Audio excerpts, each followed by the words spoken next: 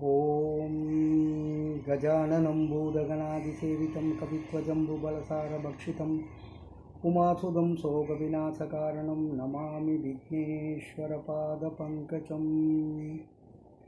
அன்பார்ந்த நேயர்களே, விஸ்வபிரம்மம் அனுக்கிரக ஜோதிடம் என்ற ஜோதிட அலுவலகத்திலிருந்து நடராஜாச்சாரி அனுபவ ஜோதிடர் அடியேன் உங்கள் முன் ஜோதிட விஷயங்கள், அதற்குரிய சில குறிப்புகள், அது சம்பந்தமான சில விவரங்களை அவ்வப்போது அளித்து வருகிறேன்.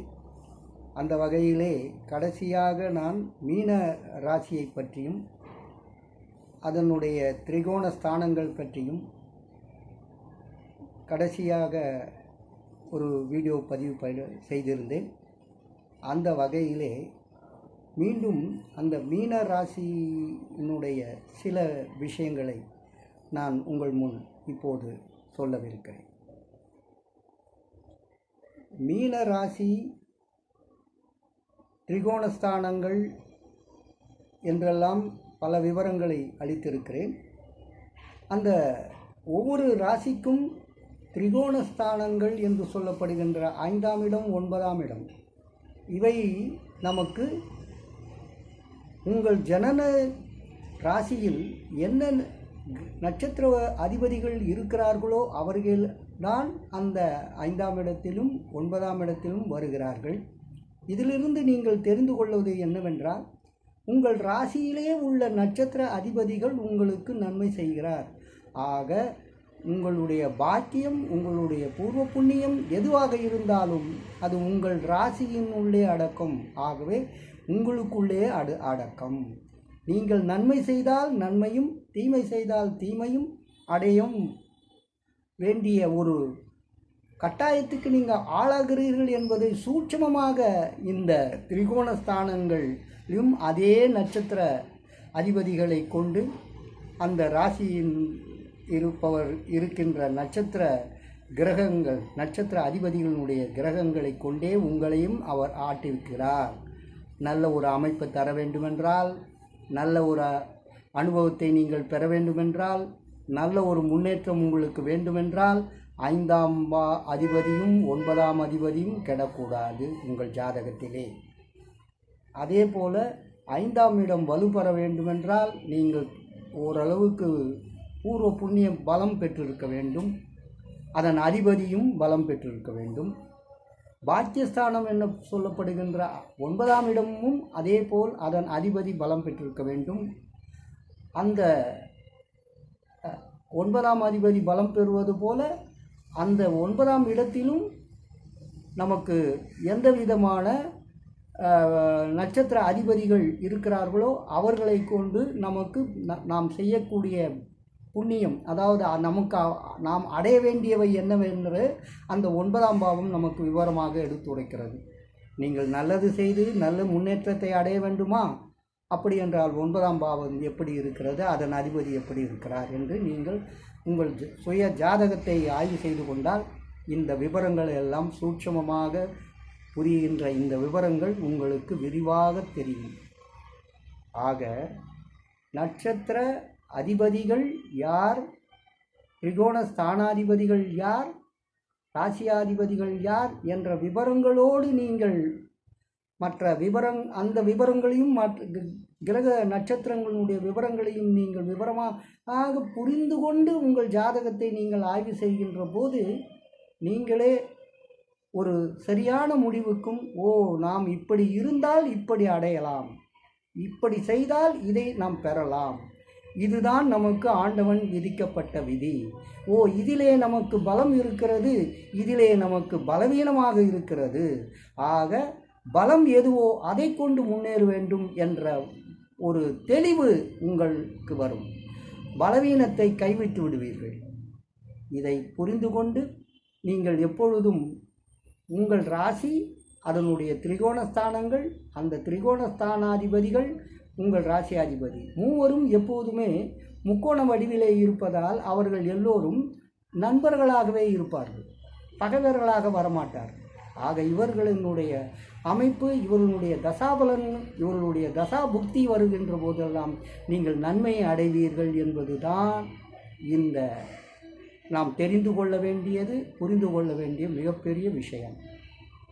ஆக இப்போது மீன ராசியிலே ஒருவர் பிறந்திருக்கிறார் அல்லது மீன லக்னத்திலே ஒருவர் பிறந்திருக்கிறார் என்றால், நீங்கள் அந்த மீன ராசிக்காரருக்கு 4ஆம் இடம் 7ஆம் இடம் என்று சொல்லப்படுகின்ற புதன் அவரது ராசியிலே, மீன ராசியிலே பிறந்தவனுடைய அந்த ஜாதகத்திலே புதன் வலு பெறக்கூடாது.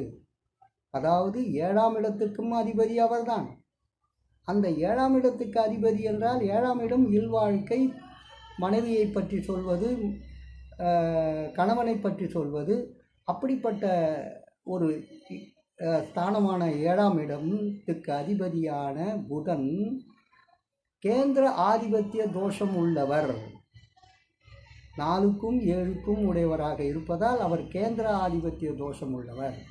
அவர் வலு பெற்றால் உங்களுக்கு உங்களுடைய வாழ்க்கையில் இல்வாழ்க்கை சரியாக அமைவது கடினம்.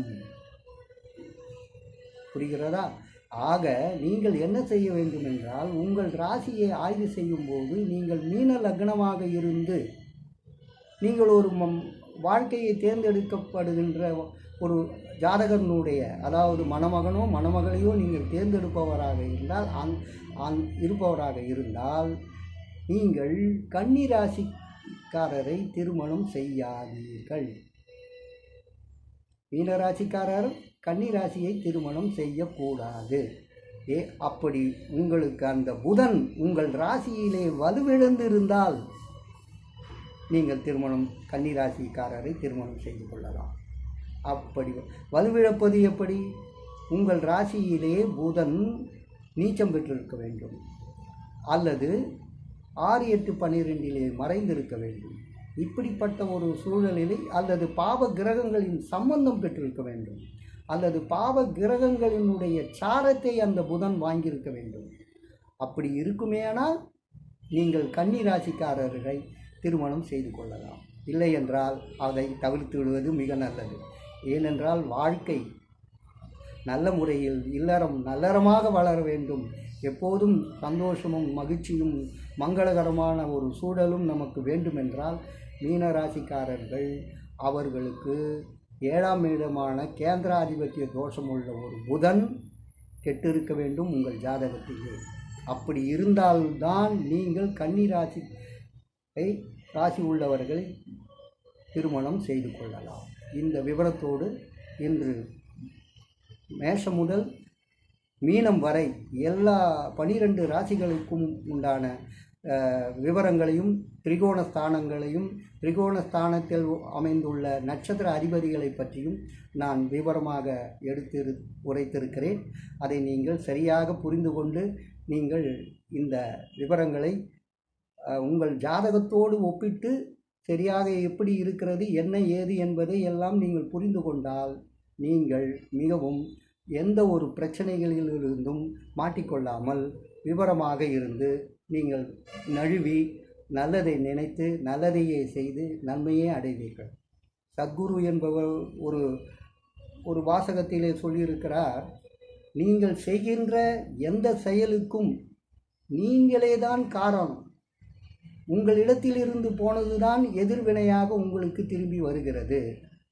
அந்த 5ஆம் பாவமும் 9ஆம் பாவமும் அந்த வேலையை செய்கிறது என்று சொல்கிறார். அப்படி அந்த 5ஆம் பாவமும் 9ஆம் பாவமும் என்ன சொல்கின்றபடி நாம் அதை புரிந்து கொண்டு நடந்து கொள்ள வேண்டும்.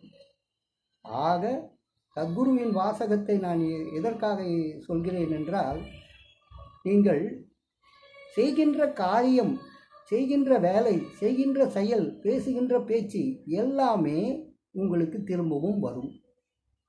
அதற்கு காரணகர்த்தா நான் செய்ததனால்தான் இப்படி இருக்கிறது என்பதை நீங்கள் புரிந்து கொண்டு அதை நீங்கள் ஏற்றுக்கொண்டு விட்டால் அதை திரும்ப செய்ய மாட்டீர்கள்.